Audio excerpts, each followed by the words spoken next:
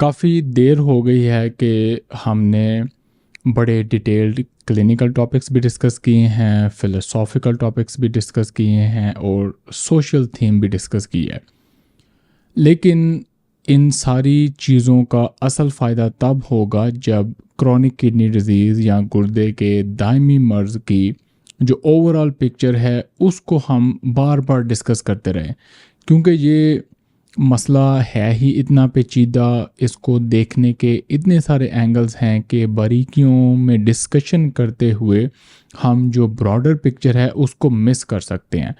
तो मेरा ख्याल है कि फिर टाइम था एक ऐसी एपिसोड का जिसमें हम क्रोनिक किडनी डिजीज़ को या गुर्दे के दायमी मर्ज़ को, उसकी स्टेजेस को और उसके बेसिक्स को ओवरव्यू की शक्ल में डिस्कस करें, और यही आज की एपिसोड का मकसद है। अस्सलाम वालेकुम, डॉक्टर वैज़िका from expert consult clinic of Lahore, अपना नेफ्रोलॉजी हैट पहने हुए घर वाले स्टूडियो से। इसके बाद जो अगली कुछ एपिसोड्स आएंगी वो ट्रैवल स्टूडियो से होंगी, और आज की एपिसोड में मैं CKD की 5 स्टेजेस को डिस्कस करने की कोशिश करूँगा 15 मिनट के अंदर अंदर, यानी कि हर स्टेज के लिए तकरीबन 3 मिनट। स्टेज 1 और 2 तकरीबन एक ही चीज़ें हैं। इनका मतलब होता है कि आपका गुर्दा जो है वो मर्ज़ के होने के रिस्क पे है या उसमें डैमेज हो चुका है, लेकिन अभी हाई क्रिएटिनिन और लो GFR की शक्ल में नमूदार नहीं हुआ। उसमें जो सबसे हमारा कॉमन और बड़ी आम सी एग्जांपल है वो है प्रोटीन यूरिया। अगर आपके पेशाब में प्रोटीन आना शुरू हो जाए तो इसका मतलब है आपको CKD स्टेज 1 और 2 है, क्योंकि गुर्दे की स्ट्रक्चर में कोई डैमेज हो चुका है। दूसरी एग्जांपल होती हैं एट्रोफिक किडनी, यानी कि आपका एक गुर्दा सिकुड़ चुका है। आपको पॉलीसिस्टिक किडनी डिजीज़ हो सकती है। इसी तरह जो ट्रांसप्लांट वाला पेशेंट होता है और जो ट्रांसप्लांट का डोनर होता है, ये सारे स्टेज 1 और 2 में फॉल करते हैं। इनमें स्ट्रक्चरल चेंजेस हो चुकी हैं, लेकिन अभी EGFR कम नहीं हुआ, क्रिएटिनिन नॉर्मल रेंज में है। गुर्दे की हर स्टेज में तकरीबन थीम सेम रहती है।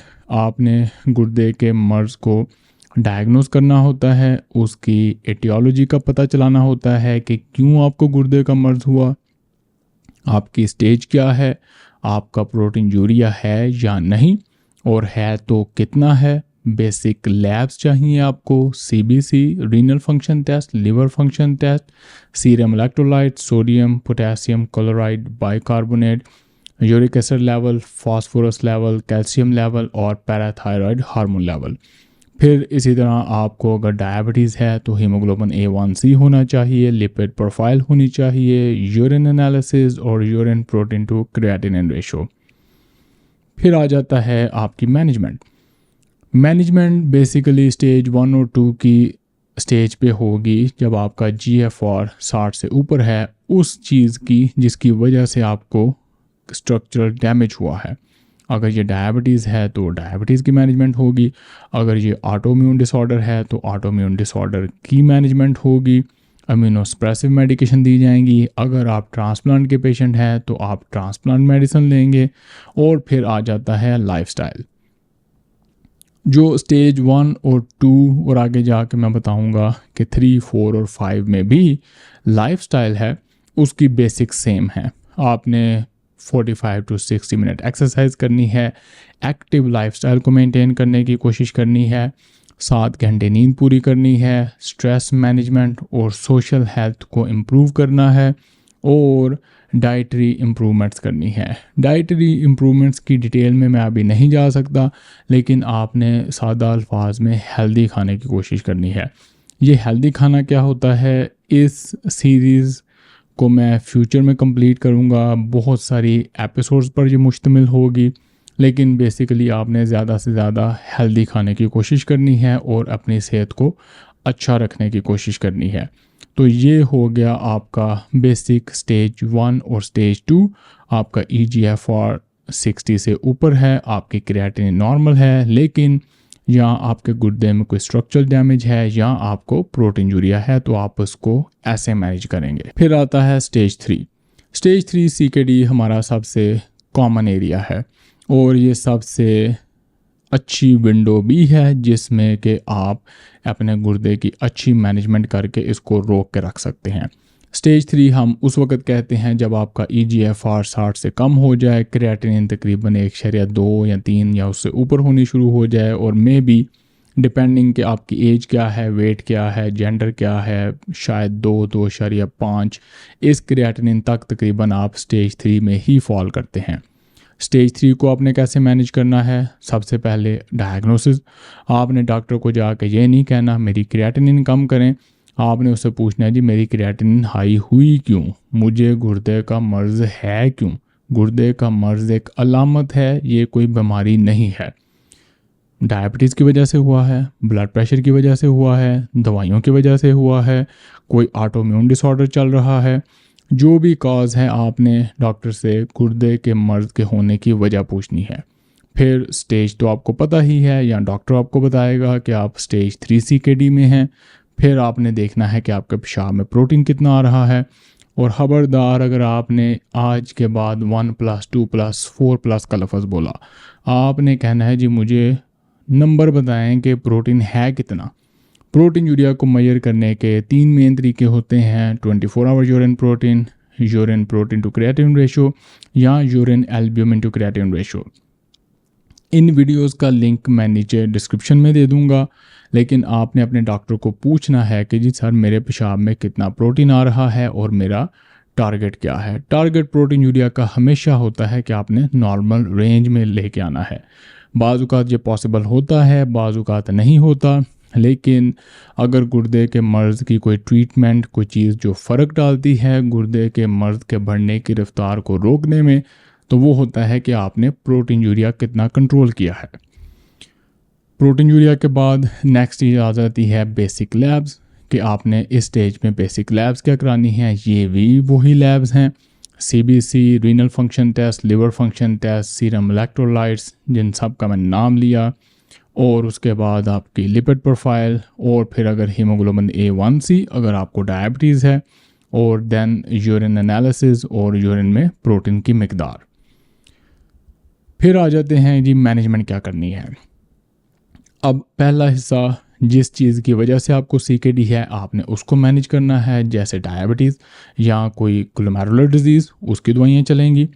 उसके बाद दूसरी किडनी प्रोटेक्टिव मेडिसिन होती हैं, जैसे कि angiotensin converting enzyme inhibitors, angiotensin receptor blockers, SGLT2 inhibitors, और इसी तरह फिनरिनोन, और फ्यूचर में मे बी ओज़ेम्पिक या सेमाग्लुटाइड। ये दवाइयाँ आपकी बेसिकली ऑन होनी चाहिए अगर आप CKD स्टेज 3 के पेशेंट हैं। फिर अगर आपके कोलेस्ट्रॉल डाइट से कंट्रोल नहीं है तो कुछ स्टडीज़ रेकमेंड करती हैं कि आपको स्टैटिन्स यानी कि कोलेस्ट्रॉल वाली दवाई पर भी होना चाहिए। और एंड में आ गई हमारी लाइफस्टाइल मैनेजमेंट। लाइफस्टाइल मैंने आपको बताया वही रहेगा, एक्सरसाइज, नींद, स्ट्रेस मैनेजमेंट और डाइट। डाइट के मामले में स्टेज 1, स्टेज 2, स्टेज 3 में किसी किस्म की कोई डाइटरी रिस्ट्रिक्शन नहीं है। अगर आपके पास कोई गुर्दे के मरीज़ वाला चार्ट घर में पड़ा हुआ है तो उसको फाड़ के बाहर फेंक दें, उसको आग लगा दें। आज के बाद आपके कॉन्सेप्ट चेंज होते जाने हैं और जो आप फ्यूचर में मेरी वीडियोस देखेंगे आप अपना भी सर पकड़ के बैठ जाएंगे और आपको सर दर्द शुरू हो जानी है कि ये बंदा क्या बातें कर रहा है। लेकिन स्टेज 3 पर, स्टेज 1 और 2 को तो इग्नोर कर देना, आपकी क्रिएटिनिन नॉर्मल है, आपका EGFR नॉर्मल है, आप कुछ भी हेल्दी अमाउंट में खा सकते हैं।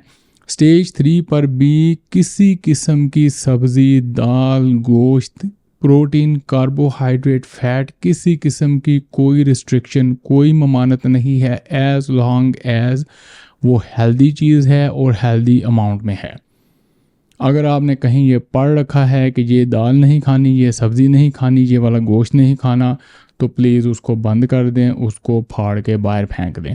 आप दुनिया की हर किस्म की कार्बोहाइड्रेट, हर किस्म की प्रोटीन, हर किस्म का फ़ैट हेल्दी अमाउंट में CKD स्टेज 3 में खा सकते हैं। मसला शुरू होता है स्टेज 4 पे जाके। अब हम चलते हैं स्टेज 4 की तरफ। स्टेज 4 होता है EGFR 30 ml पर मिनट से कम। क्रिएटिनिन आपकी 3 भी हो सकती है, 3.5, 3.5 भी हो सकती है। स्टेज 4 पर क्या है, अगेन अगर आप पहली दफ़ा आपको पता चला है तो आपको डायग्नोसिस पता होना चाहिए क्यों आपको CKD स्टेज 4 हुई है। आपके क्रिएटिनिन, आपका EGFR, आपका प्रोटीन यूरिया, ये सब चीज़ें आपको पता होनी चाहिए। अगर आप डायबिटिक हैं, हाइपरटेंसिव हैं, नहीं हैं, ये नंबर आपको पता होने चाहिए। बेसिक लैब्स आपने लाजमी करवानी है, CBC, renal function test, liver function test, serum electrolytes. Stage 4 वो स्टेज होती है जहाँ पे सीरम इलेक्ट्रोलाइट्स एबनॉर्मल होने नज़र आने शुरू हो जाते हैं। स्टेज 3 में भी वो एबनॉर्मल होते हैं, लेकिन बॉडी उनको इतना रैपिडली चेंज करती है, इतना रैपिडली मेंटेन करने की कोशिश करती है कि लैब में वो नहीं पकड़े जाते, सेकंड्स में चेंज होते रहते हैं। स्टेज 4 में क्योंकि वो परमानेंटली हायर साइड पे रहना शुरू कर देते हैं तो लैब में हम उनको पकड़ लेते हैं। जैसे कैल्शियम लो रहना शुरू हो जाता है, फॉस्फोरस हाई हो सकता है, बाइकार्बोनेट लो हो सकता है, पैराथायरॉयड हार्मोन भी ज़्यादा हो जाता है, हीमोग्लोबिन भी कम हो जाती है। ये वो स्टेज होती है जिसमें गुर्दे के मर्ज़ की वजह की अद्वियात होती हैं। फिर किडनी प्रोटेक्टिव ड्रग्स भी यूज़ करनी चाहिए, प्लस कुछ एक्स्ट्रा दवाइयाँ आ जाती हैं जैसे सोडामिंट की टैबलेट। वो आपने इसलिए लेनी है कि आपने अपने बाइकार्बोनेट लेवल को 22 से ऊपर रखना है। अगर आपका बाइकार्बोनेट लेवल नॉर्मल है स्टेज 4 में और स्टेज 3 में तो होता ही नॉर्मल है, अगर आप हेल्दी लाइफस्टाइल के साथ चलें तो आपने ये गोली नहीं खानी, अपने डॉक्टर को पूछना है सर आप ये मुझे टैबलेट क्यों दे रहे हैं। फिर आ जाता है फास्फोरस लेवल। फास्फोरस लेवल को लो रखने के लिए लो फास्ट टैबलेट या सेवेलेमेट दी जाती है। अगर आपका फास्फोरस लेवल नॉर्मल है तो आपने ये दवाई नहीं खानी और डॉक्टर से पूछना है सर मेरा फास्फोरस लेवल तो नॉर्मल है, आप मुझे ये क्यों दे रहे हैं। फिर आ जाता है आपका पैराथायरॉयड हार्मोन लेवल, वो अपर लिमिट से 2 या 3 गुना तक हो सकता है। अगर उससे भी ज़्यादा है तो फिर आपने विटामिन डी की एक एक्टिव फॉर्म यूज़ करनी होती है जिसको कैल्सीट्रायोल कहते हैं, पाकिस्तान में बोन 1 या अल्फ़ा कैल्सीडायोल के नाम से आती है।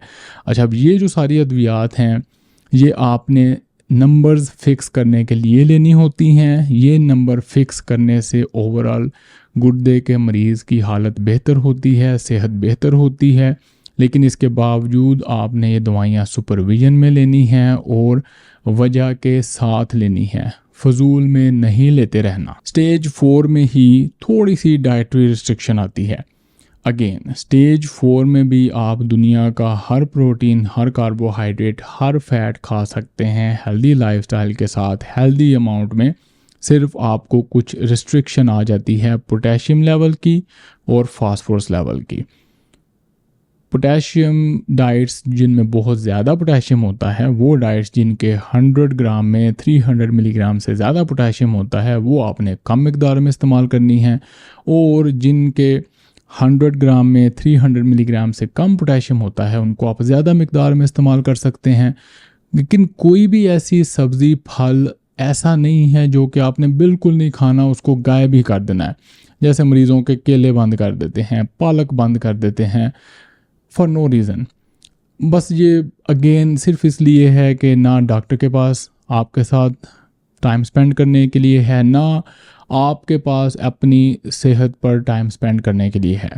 तो जैसे वो आपको डिसमिस कर देता है, इस तरह आप भी अपने आप को डिस्क्रेडिट कर देते हैं और अल्लाह की नेमतों को एंजॉय करने से रह जाते हैं, बल्कि प्रॉपर गिल्ट बनाया होता है। डॉक्टर साहब मैं तो खाता ही कुछ नहीं, डॉक्टर साहब मैं तो इतनी परहेज़ कर रही हूँ, इतने साल हो गए हैं। आपको किसने कहा है उसको परहेज़ का लफ्ज़ यूज़ करें? आप उसको हेल्दी लाइफस्टाइल कहें और उसको बड़े इंटेलेक्चुअल तरीके से सोच समझ के कैलकुलेट करके अच्छे तरीके से खाएं। और यही वजह है कि मैं कभी भी मरीज़ को रिटन डाइट चार्ट नहीं देता, ना मैं देने के हक़ में हूँ। मैं कहता हूँ कि आप खुद अपनी डाइट के बारे में लर्न करें, उसको गूगल करें और उससे सीखें। कुछ बेसिक नंबर आप याद कर लें कि मैंने जैसे दिन में 3000 मिलीग्राम पोटेशियम खाना है, इससे ज़्यादा मैं नहीं खा सकता। इसी तरह मैं 1 ग्राम से ज़्यादा फास्फोरस CKD स्टेज 4 में नहीं खा सकता। लेकिन अब कौन सी डाइट में फास्फोरस है, कौन सी में नहीं है, ये गूगल से आपने खुद देखना है और आपके टेबल पे जो डाइट है उसके मुताबिक आपने देखना है। मेरे चार्ट देने से आपको क्या होगा, हो सकता है मैं कोई ऐसा चार्ट दूं जो आप कभी जो फल और सब्जियां यूज़ ही नहीं करते, तो वो तो आपके लिए पहले ही यूज़लेस है। तो आप जो फल और सब्जियां, दालें, गोश्त इस्तेमाल करते हैं, आपने उसमें देखना है क्या पोटेशियम और फास्फोरस कंपोनेंट है और उसको अपने नंबर्स के हिसाब से एडजस्ट करना है। इन शॉर्ट, अपना दिमाग लड़ाना है। स्टेज 4 में एक अहम चीज़ जो आपने करनी होती है, जब आप EGFR 30 से नीचे आते हैं तो आपने रीनल रिप्लेसमेंट थेरेपी के बारे में सोचना और एक्सेप्ट करना शुरू कर देना होता है। अमेरिका में हम पेशेंट को रिकमेंड करते हैं कि वो ट्रांसप्लांट टीम के साथ जाके मिले, उनसे एजुकेशन ले, डायलिसिस वाले पीपल से मिले, उनसे एजुकेशन ले। आपने डिसाइड करना होता है कि आपने डायलिसिस की तरफ जाना है या ट्रांसप्लांट की तरफ जाना है, और डायलिसिस में कौन से डायलिसिस की तरफ जाना है, हीमोडायलिसिस या पेरिटोनियल डायलिसिस। तो अगर आप डायलिसिस की तरफ जाएंगे तो स्टेज 5 और दैन डायलिसिस, और अगर आप ट्रांसप्लांट की तरफ जाएंगे तो फिर आप अगेन स्टेज 0 पर, यानी कि फिर से नए गुर्दे के साथ। आखिर में आ जाती है स्टेज 5, EGFR 15 ml पर मिनट से कम। क्रिएटिनिन आपकी 4 भी हो सकती है, 5 भी हो सकती है, डिपेंडिंग अपॉन आपकी एज क्या है, जेंडर क्या है। स्टेज 5 में ये जो सारे हमारे नंबर्स हैं ये ज़्यादा अबनॉर्मल होने शुरू हो जाते हैं। स्टेज 5 को भी जानना इसलिए ज़रूरी है कि पाकिस्तान में एक बड़ी मेजॉरिटी स्टेज 5 में पहली दफ़ा डायग्नोसिस होती है। यानी कि मेरे अगर रोज़ाना के 50 कमेंट्स होते हैं यूट्यूब में, तो उनमें से 10 तकरीबन ये होते हैं कि कल ही वालिद या वालदा का पता चला है कि पहली दफ़ा वो गिरे थे, हॉस्पिटल में चेकअप हुआ, क्रिएटिनिन है 9 और 10, और डॉक्टर कह रहा है ये CKD स्टेज 5 है, आपको ट्रांसप्लांट चाहिए। तो हो सकता है पहली दफ़ा आपको अपने गुर्दे के मर्ज़ का स्टेज 5 पर ही पता चले अगर आप पाकिस्तानी हैं तो। अगेन आपने वजह पूछनी है, उसके बाद स्टेज आपको पता चल गया, प्रोटीन यूरिया चेक करना है। बेसिक लैब्स वही हैं, CBC, renal function test, liver function test, serum electrolytes, lipid profile, haemoglobin A1C, urine analysis, urine protein to creatine ratio, और इलेक्ट्रोलाइट्स में आपकी बेतहाशा अबनॉर्मेलिटी होगी। हीमोग्लोबिन लो होगा, कैल्शियम लो होगा, फास्फोरस ज़्यादा होगा, पैराथायराइड हार्मोन ज़्यादा होगा, बाइकार्बोनेट लेवल लो होगा, यूरिक एसिड भी हाई हो सकता है। इन सारे नंबर्स को फिक्स करने के लिए डाइटरी रिस्ट्रिक्शन और भी ज़्यादा टाइट हो जाती है, और आपकी पोटेशियम और फास्फोरस और सॉल्ट का जो इनटेक है वो बड़ा लिमिटेड हो जाता है। तो आपने तकरीबन हर महीने अपने नेफ्रोलॉजिस्ट को चेक कराना होता है और अपने नंबर्स चेक करते रहना चाहिए। ट्रीटमेंट वाइज जो किडनी प्रोटेक्टिव मेडिसिन हैं वो स्टेज 5 में बहुत ज़्यादा हेल्पफुल नहीं होती, लेकिन मैं कम अज़ कम अपने मरीज़ों को ये दवाइयाँ ज़रूर यूज़ करवाता हूँ अगर उनका पोटेशियम लेवल बहुत ज़्यादा ना हो और क्रिएटिनिन स्टेबल रहे और लाइफ वो अपनी हेल्दी मेंटेन कर सकें। तो मेरी पूरी कोशिश होती है कि बचे खुचे किडनी फंक्शन को भी अच्छा मेंटेन करने के लिए वो किडनी प्रोटेक्टिव दवाइयों पर हों।